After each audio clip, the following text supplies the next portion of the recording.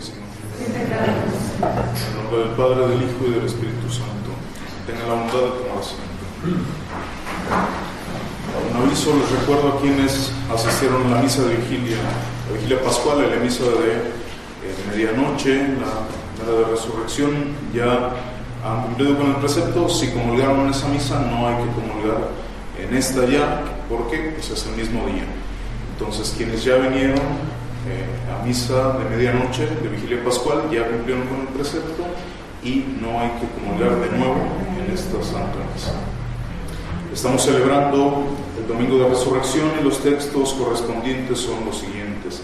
La epístola se toma de la primera carta de San Pablo a los Corintios y dice: Hermanos, purificaos de la vieja levadura para que seáis masa nueva, como ácimos que sois, porque ha sido inmolado nuestro Cordero Pascual, Cristo. Celebremos pues este convite no con la levadura vieja, sino con levadura, ni tampoco con levadura de maldad y corrupción, sino más bien con los ácimos de sinceridad y de verdad. El Evangelio se toma de San Marcos y dice: En aquel tiempo María Magdalena y María la de Santiago y Salomé compraron aromas para ir a embalsamar a Jesús. Y muy temprano, el primer día de la semana, llegan al sepulcro salido ya el sol, y se decían unas a otras: ¿Quién nos quitará la piedra de la entrada del sepulcro? Y como mirasen, vieron removida la piedra, que era enormemente grande. Y entrando en el sepulcro vieron a un mancebo sentado a la derecha, vestido de túnica blanca, y quedaron atónitos. Díjoles no os asustéis, buscáis a Jesús Nazareno crucificado, resucitó, no está aquí. Ved ahí el sitio en el que le colocaron. Pero id, decid a sus discípulos y a Pedro que os precederá en Galilea. Allí le veréis como resucitó. Hoy se lee una secuencia durante toda esta octava y dice lo siguiente: ofrezca el fiel siervo sus alabanzas al Pascual Cordero. Las ovejas rescata con su nombre y con el Padre reconcilia al hombre. Combate en muerte y vida, victorioso, de la vida el autor reina glorioso. Dinos María, ¿qué es lo que viste en la sagrada vía? El sepulcro de Cristo y las señales de su triunfo he visto. Celestes emisarios de su mortaja, lienzos y sudarios. Cristo, esperanza mía, resucitó y a Galilea guía. Tu santa resurrección creemos y confesamos. Oh Cristo, y te rogamos, nos des por ella perdón. Amén. Aleluya. Hemos llegado ya, queridos fieles, después de este caminar cuaresmal, después de tanto sacrificio, de privaciones, de preparación para esta santa fiesta. Bendito Dios, hemos llegado hasta la mayor solemnidad de toda la cristiandad, de toda la fe católica. El principal misterio, el más glorioso, el que nos ha alcanzado vida, es la resurrección de nuestro Señor, este hecho que da vida. Y sobre este hecho descansa todo el edificio de la doctrina cristiana, en la resurrección de nuestro Señor Jesucristo. Hoy escuchamos en el Evangelio cómo las Marías y Salomé se dirigen al sepulcro. Y qué desconcierto, qué gloria y regocijo también sintieron al ver de entrada que el sepulcro estaba deshecho, la piedra del sepulcro tirada. Recuerden ustedes que los judíos, recordando las palabras de nuestro Señor, tomaron 1000 precauciones, fueron ante Pilato, le dijeron: déjanos custodiar el sepulcro. Este hombre les dijo: hagan lo que quieran, háganlo como ustedes deseen, sabiendo cómo era el corazón de los judíos. Y para que no le pudieran achacar algo a los soldados del imperio, que lo hicieran los judíos y como quisieran. Y estos hombres llegaron, pusieron una piedra enorme, una losa enorme, la sellaron totalmente, ponen guardias, porque en sus mentes y en sus corazones, como un reproche, resonaban las palabras de nuestro Señor, que al tercer día había de reconstituir el templo.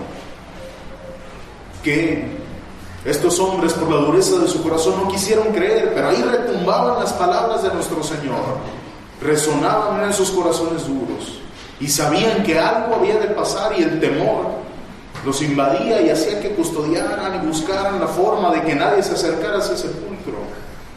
Y estas mujeres piadosas, sabiendo ello, aún así fueron, esperando ver el cuerpo de nuestro Señor tan sangrado como lo dejaron, tan deshecho, hecho una llaga humana. Y qué sorpresa de entrada, qué impresión al preguntarse: bueno, ¿cómo vamos a mover la piedra si nada más?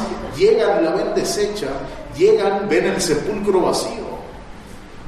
y hay un hombre, un ángel, que se les manifiesta y les habla. Este sepulcro, queridos fieles, no guarda podredumbre ni corrupción. Por eso la iglesia nos invita a verlo sin temor, al contrario, con una alegría inmensa. Y así tiene que vivir el cristiano también. Así tiene que ver el sepulcro, así tiene que ver su muerte, sin temor. Sin temor y sabiendo que ahí nada habrá que nos espante, que ese sepulcro está vacío. Y viviendo santamente, nuestro sepulcro no será una fosa putrefacta que encierre el principal medio de nuestra condenación, sino más bien va a ser ese pasible dormitorio, ese santuario que hospeda por un tiempo el cuerpo de un cristiano que ha amado a Cristo en el mundo, que se ha santificado, que de la misma manera que la tierra cobija una semilla por un tiempo, para que esta semilla dé fruto, y la semilla del cuerpo del cristiano va a dar un fruto eterno, un fruto que no muere. Y Cristo resucitó, queridos fieles, después de noches tormentosas, de abandono, de martirio, de soledad, de una pasión cruel y sangrienta a manos de sus hijos, salió glorioso nuestro Señor de este santo sepulcro. Su cuerpo glorificado ya no recibirá nunca más azotes, heridas ni espinas. Y Cristo, ese Cristo que ha padecido en el Calvario, es nuestra cabeza. Y es imposible que la cabeza sea glorificada mientras que los miembros se pudren. Todos los miembros de ese cuerpo místico de Cristo, los miembros en gracia que forman parte de la iglesia, han de ser glorificados con nuestro Señor. Nosotros cuando vemos un cuerpo, si se separa ese cuerpo, se empieza a desintegrar, se descompone y se pudre. Ahí la necesidad de que vivamos constantemente unidos a esta cabeza vivificante, a esta cabeza resucitada que es nuestro Señor, para que como la rama del árbol seamos contagiados de esa savia que en la vida cristiana es la gracia. Que Dios nos comunique ese adelanto de la gloria en este mundo, para que tengamos esa gracia y esa confianza de que Dios nos salva.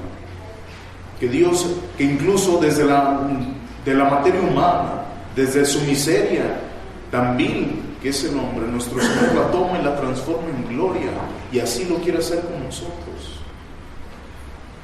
Esta Cuaresma y esta Pascua, bendito Dios, queridos fieles, vimos en las confesiones como gente después de mucho tiempo ha venido a reconciliarse con nuestro Señor, ha querido retomar la gracia. Y hay mucha gente que no, llevo 1, 10, 15, 40 años sin confesarme.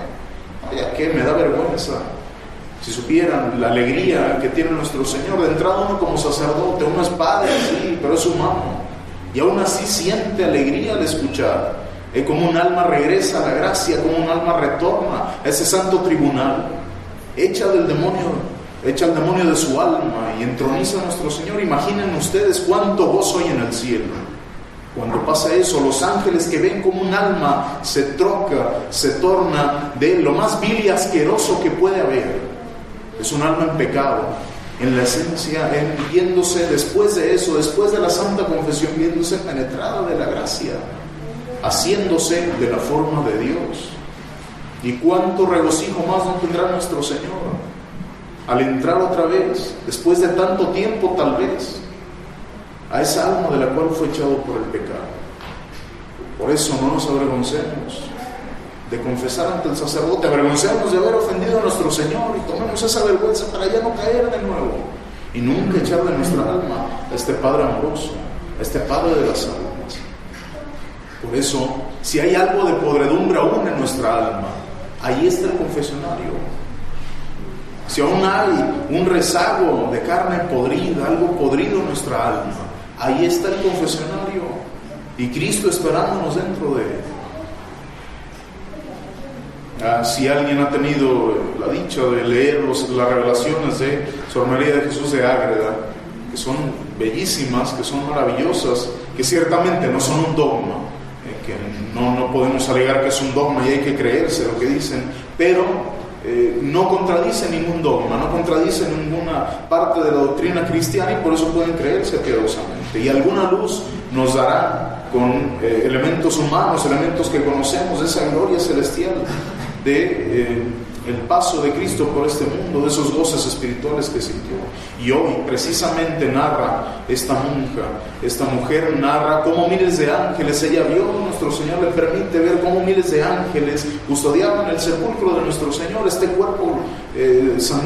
cuerpo santísimo era custodiado en ese sepulcro por tantísimos ángeles, y otros tantos, por mandato de Dios, fueron enviados a recoger las reliquias de la pasión, lo que nuestro Señor fue dejando al paso de su cruz: cabellos, sangre, trozos de carne que fueron arrancados en la pasión. Para guardar la integridad de ese cuerpo, Dios mandó, dice esta monja, manda a los ángeles a que recojan esas partes del cuerpo santísimo de nuestro Señor, y una vez teniéndolas, que las regresaran al sepulcro, para que esa gloria no se viera opacada por las heridas de la pasión, y que reconstituyeran, que regresaran a esa perfección del cuerpo, que dice que es la imagen de nuestro Señor. El verlo era como ver a Adán, el hombre perfecto, creado directamente por nuestro Señor. Así era ver a Jesucristo. Y los ángeles entonces regresaron todos esos elementos del cuerpo de nuestro Señor al sepulcro. Y una vez restituidos, ese cuerpo fue vivificado una vez más por el alma de nuestro Señor, en la divinidad misma. Las llagas que antes afeaban horrorosamente el cuerpo de nuestro Señor, que no había parte en su cuerpo que no fuera maltratada, desgarrada y golpeada. Esas llagas que lo herían fueron reducidas a las llagas de los clavos en las manos, en los pies, del costado. Y lo que antes produció horror a la vista, ahora emanaba un brillo sobrenatural, que era infinitamente superior al brillo que tenía Adán en el paraíso. Deslumbrante, el cuerpo glorificado de nuestro Señor. Y que así, en el momento en el cual resucitó a María Santísima, que estaba deshecha por el dolor, en ese momento nuestro Señor le permitió, le dio esa gracia, le compartió la alegría de la resurrección. Y en ese mismo momento, María Santísima, que estaba irreconocible por el dolor de la muerte de su Hijo, deshecha, en ese momento fue atravesada su alma con la alegría del resucitado. Y dice esta mujer que el primer apóstol que supo de la muerte de nuestro Señor fue San Juan, porque al llegar a la presencia de nuestro Señor una vez más, la vio, a la que antes era irreconocible por ese dolor, ahora la vio contentísima, con una alegría sobrenatural, un brillo glorioso que emanaba de ella. Y supo en ese momento San Juan, que la fuente de sus sufrimientos, que la fuente de su dolor, la muerte de Cristo, había desaparecido. Y al llegar estas mujeres al sepulcro, encontraron destrozada esa piedra, decíamos. Ahí esos sellos de los judíos que por su temor sellaron ese lugar, por temor a que resucitara realmente nuestro Señor. No eran precauciones, a ver quién lo saque, le toma. Ellos en el fondo de su alma resonaban esas palabras y veían los milagros que hacía Cristo, la integridad de su doctrina, veían al Mesías. Y en el fondo sabían que algo había de pasar.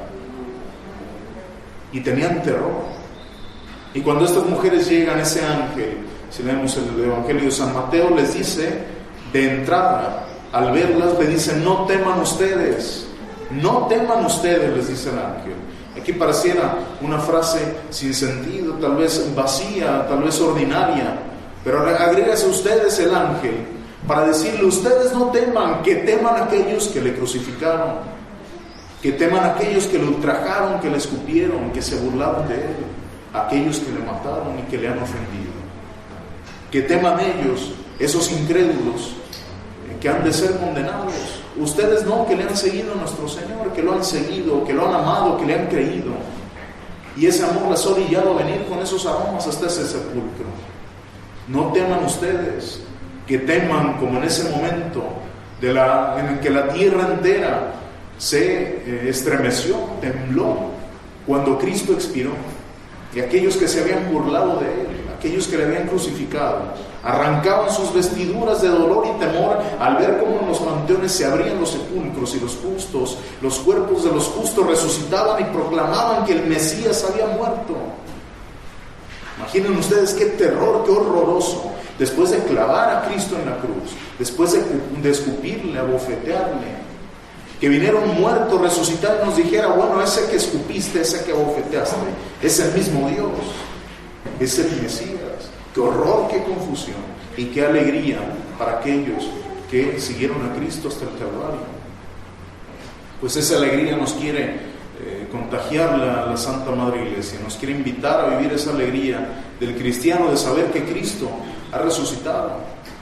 Así como vivimos ese dolor en su pasión al verle azotado, así, crucificado y muerto, así hay que alegrarnos de verle glorioso, y sobre todo que nos invita a esa gloria también, nos invita a ser partícipes de esa gloria. Y el único obstáculo somos nosotros mismos, queridos fieles. No obstaculicemos esa voluntad salvífica de nuestro Señor, que también hemos de resucitar. Dios hizo al hombre tal cual como es ahora, solo que en estado de gracia. Él lo hizo, ¿a qué me refiero? Que no hizo el alma y el cuerpo para vivir separadas. Cuando pasa eso, es la muerte. Y el alma, como decíamos hace unos días, quienes vinieron a las pláticas cuaresmales escucharon esto. El hombre es un compuesto de alma y cuerpo. Ustedes separan un cuerpo de su alma y está muerto, no tiene vida, empieza a descomponerse y vuelve a ser podredumbre, alimento de gusanos.